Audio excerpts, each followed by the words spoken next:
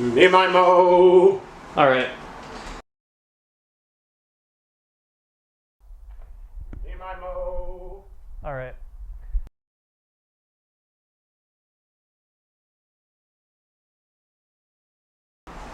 Me my mo. All right. Time to do. Okay, that should sync the audio. So, If you are watching this, I am dead. would you like to introduce yourself? Hello, my name is James Welsh. I am a bartender. How long have you been working in the service industry? I've been working in the service industry, on and off, for my entire career. Since I graduated from college, my first job was a pizza chef. And I've had hundreds of shitty jobs, from the lowest ranks of cater waiter. For years in my 20s, I just did random like temp jobs. So I've worked in restaurants, I've worked huge events, I've worked in hundreds of weddings, and then for many years I've been a San Francisco bartender at a famous brewery. And so I served people a very famous beer from all over the world. And I was a tour guide, and yeah, so I've done other things as well, but on and off service industry for 25 years. Are we not legally able to like say the name of the company now, or? I just wasn't trying to promote anything. I mean, The it beer doesn't. is called Ulu Dai, and it is from Turkey. Very famous Berkeley beer. Turkish Berkeley. Turkish Berkeley beer. This Yes. actually isn't beer, but It's sparkling water. Yeah.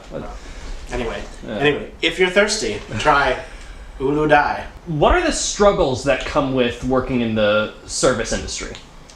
Well, it's long, hard work with irregular hours, and you have to deal with people, of which 90% of people are lovely, and 10% are looking to make your day a little bit worse. The pay isn't consistent because in America we have a tipping economy, so if you're working for tips, you could literally make hundreds one day and like $20 the next day based on the weather, or if there's an event in town, it's totally unreliable. But you can also, there's good money to be made if you find a sweet gig. But you're dealing with people all day long. There's a lot of people, like my wife, who would find it very emotionally and socially draining to have like 100 small talk interactions all day long.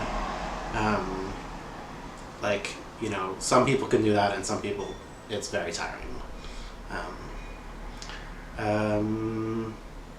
There's a lot of very weird coworkers. A lot of like total petty tyrant managers, and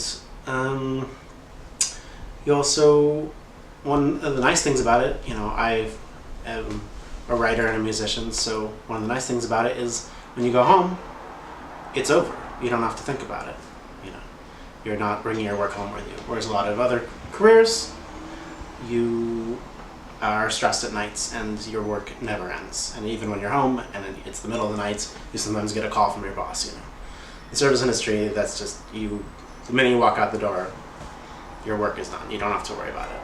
How would you say that the service industry has changed since you started working in the mid-2000s, considering the numerous economic changes and shifts that have happened in that time? Well, 2008 was a significant year because the year before I was making tons of money with tons of gigs. I was working for 10 different catering companies, and every day I'd be at a different place. And then all of a sudden, when the housing financial crisis happened, all of a sudden there was way less work because people just weren't booking parties. So it really is when the economy goes into recession, people just spend less money, And it's not just everyday people who don't want to go out as much because they're saving their money. It's also big companies that maybe normally have a big event or a sales event or a thank you party for their clients. they won't do that because it looks ostentatious. It looks like they're showing off their money, and if everyone's hurting, even if they have the money, they don't want to spend it because it looks bad. So how else has it changed even outside of that? Like, has it gotten better for like the workers in the service industry, stayed the same, or gotten worse? Or like, yeah, well, that was a response about the greater economy. oh, But, yes. obviously, culture has changed in the last 5 years because, like, after COVID, people stopped carrying cash. So a lot of it became normal to tip using a touch screen, which actually really didn't exist before like 5 years ago. When I started bartending in San Francisco, people would almost always just give you a $1 bill with each beer. It would be like a $1 bill for a beer was just the normal tip, and you'd walk away with like a big stack of ones at the end. And then just a couple of years later, people were pressing that 20% tip, and you'd actually make more money with because like 20% off of a $9 beer is more than $1. That's math. But then people stopped. There was a movement away from drinking beer after the pandemic. So younger generation isn't drinking alcohol as much. So that's changing. Just like sociological shifts. I think a lot of young people can't afford to drink at bars if the beer is $10. I mean, if you look at the show Cheers, which took place in the 80s, you had Cliff was a mailman and Norm was an accountant, and they went to Cheers, a bar in downtown Boston, and just drank pint after pint after pint every single night. And people working those salary jobs wouldn't be able to afford to do that anymore. If San Francisco average price of a beer is like $10 and you have to tip on it. Also, they pour beers terribly at Cheers. Every time they pour beer, it's like this much foam, and then like Sam Malone slides it across the bar. Yeah. Just like every bartender watching that show is like, no, you don't serve it like that. Going off of that, a couple years ago when Bear came out, there was a lot of talks about like, oh yeah, this is very accurate to the service industry. You couldn't watch. I remember when that happened. You told me that you couldn't watch it because it was too triggering. Because it's just like, this is way too accurate. It's not fun to watch a show where it's like all about kitchen stress with like abusive people being like hot behinds. Like if you've lived that for literally years of your life, with like working with stressful chefs, and it's not like relaxing television to unwind to. Yeah. It'd be like a Vietnam vet watching Platoon, Oh, Jesus Christ. Yeah. What would you recommend to people who are just now entering the service industry, like in any form? Again, I would say don't take it home with you. Like being a waiter or bartender in a restaurant or in catering, or I did weddings for years. It can actually be really fun. Like weddings, for instance, you like go in to a different place every time. You roll in early. You load stuff out of a truck. There's a whole bunch of like events throughout the night. There's everything from like setting up the spa water station, and then you're breaking down at midnight, and then everyone's like having a drink after work after a long 12-hour crazy shit where like all sorts of drama happened with the guests. And then you go home and it's over. So I guess, it's great to work in the service industry if you are doing other stuff, trying to build a life in the arts, music, theater, writing, because it doesn't like eat up the rest of your creative. You don't have to so my advice is don't get too worked up about it. Waiters and bartenders love to complain about everything, complain about their managers, let it drag them down, but just you have to have kind of a zen approach to it. Don't take it home with you. Have fun. There's always weird, totally freak people you'll work with. Get to know people. Yeah. I've learned one thing that's interesting, having worked as a cater waiter in the shittiest jobs imaginable, to working at bartender at a beloved place that tourists go to, is that people are a lot nicer to bartenders. People are rude to their waiters and you did this wrong, and there's always this tension, orders get messed up all the time at restaurants. But if you're a bartender, people are so happy to see you. They're like, oh my god, you gave me a beer, you're my favorite person. So, As a final question, I don't know if you've ever signed an NDA, but like, what is the craziest experience that you've had working in the service industry that you are legally able to say? there's no such thing as an NDA. Oh, then fantastic. No, I mean, Spew all then. no, you don't like sign an NDA. All right, we're rolling again. Hold on.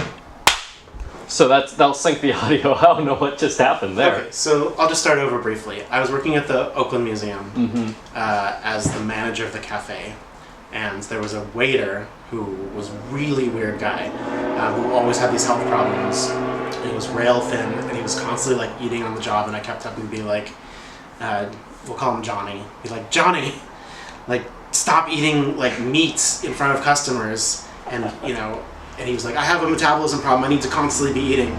So, but he would like go on racist and sexist rants and ageist. He would complain about kids. He would complain about old people. And this is a museum where kids and old people are who you're serving. So we had this panini press, and one of the most common orders was a ham and brie panini. And all of a sudden, like unexpectedly, there was a middle school competition. It was a middle school history speech competition. And so the cafe was just totally crowded with families of middle schoolers all day long. So we were just slammed, like hours and hours. We were making all these smoothies and stuff. And, he was like about to have a total emotional breakdown the entire time. And he was like, he kept ranting, this is why I hate the meritocracy. This is why I hate the meritocracy. And so the kitchen was behind, and there was like 20 tags. Every waiter will have this story about the time the kitchen was behind. People would have been waiting like 20, 30 minutes for their sandwiches. And I was just, when it's like that, you just get into the zone and you're just like, do everything you can, just keep serving, just keep working, it'll be over someday, But he was like breaking down in front of me. And there was like, 10 orders up of all these different paninis. And I like turned around to grab the one that was the first ticket on the line. And I like literally turned around, and he was crouched like Gollum, inhaling this sandwich. And I was like, Johnny, I need that for these people have been waiting a half an hour for their panini. Like, and he's like, there's no tag. And I was just like, what the hell? We're already behind, and you're eating the customer's food that they've been waiting a half an hour for, crouched on the floor of the kitchen, eating it like a monster. You let the intrusive thoughts win. Dear God, that sounds horrifying. And he was like, there was no tag. I was like, there's no tag because it's here. This is the tag for it. And I fired him the next day. Oh my God. I still never understand why he was ranting about the meritocracy. He was like, this is why I hate the meritocracy, about all these precocious middle schoolers. Oh my God, that is wild as hell. That's not the craziest thing that ever happened, but it's forever burned in my memory. It's the one that stuck with you the most. I hated that guy. But with any like office place, even like, my wife works like for from home with people from all over the world. Ooh boy. Yeah. I mean, there's people that you just have to deal with in your job who, some of them you're gonna love, and some of them are gonna be total freaks that you just don't understand why they have to exist and work with you. Mm-hmm. Oof. Well, thank you for the interview. Is there anything else you'd like to plug in terms of like sponsorships or anything? Star Grocery sells Ulu Dai sparkling water. If you're thirsty, try Ulu Dai. Tastes like turkey. Thank you. You say as you take a swig of a liquid. Here, I'll do the Marco Rubio.